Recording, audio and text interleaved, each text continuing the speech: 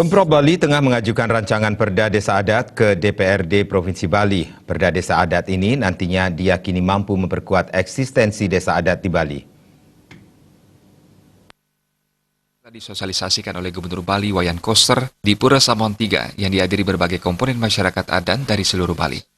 Rancangan Perda Desa Adat itu sangat lengkap dan memuat berbagai hal seperti bidang organisasi desa adat, sistem pemerintahan, lembaga eksekutif, legislatif dan yudikatif, kewenangan dan peraturan-peraturannya, lembaga, ekonomi, keamanan, pendidikan dan lainnya.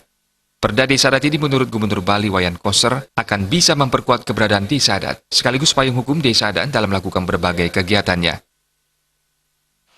Diberikan kewenangan sejumlah hal tentang desa adat. Yang pertama adalah menyelenggarakan fungsi perayaan, awalan, pelamaan dengan awil-awil dan perayaan serta peraturan desa adat lainnya. Yang kedua adalah diberikan kewenangan untuk melestarikan adat istiadat, tradisi, seni, budaya, kearifan lokal masyarakat. Diberi kewenangan yang ketiga melaksanakan sistem pendidikan berbasis keagamaan Hindu, TK PAUD Hindu, paling nggak dulu berbahasa Bali dalam bentuk pasraman. Sampai saat nanti, kayak kita bikin sistemnya ini. Yang keempat adalah sebagai lembaga untuk mengembangkan perekonomian rakyat. Ini pentingnya nih.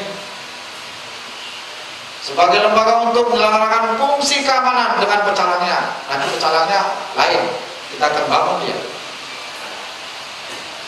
Supaya tidak saja gagah pakai udeng, pakai kostum yang ini, pakai kadutan, tapi juga kompetensinya bagus, punya kemampuan dia.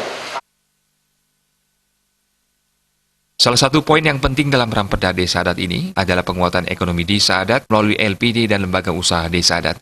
Dengan potensi aset LPD seluruh Bali yang mencapai 22 triliun, diharapkan salah satunya bisa ikut berkontribusi melahirkan wirausaha dari kalangan keramat desa adat di Bali.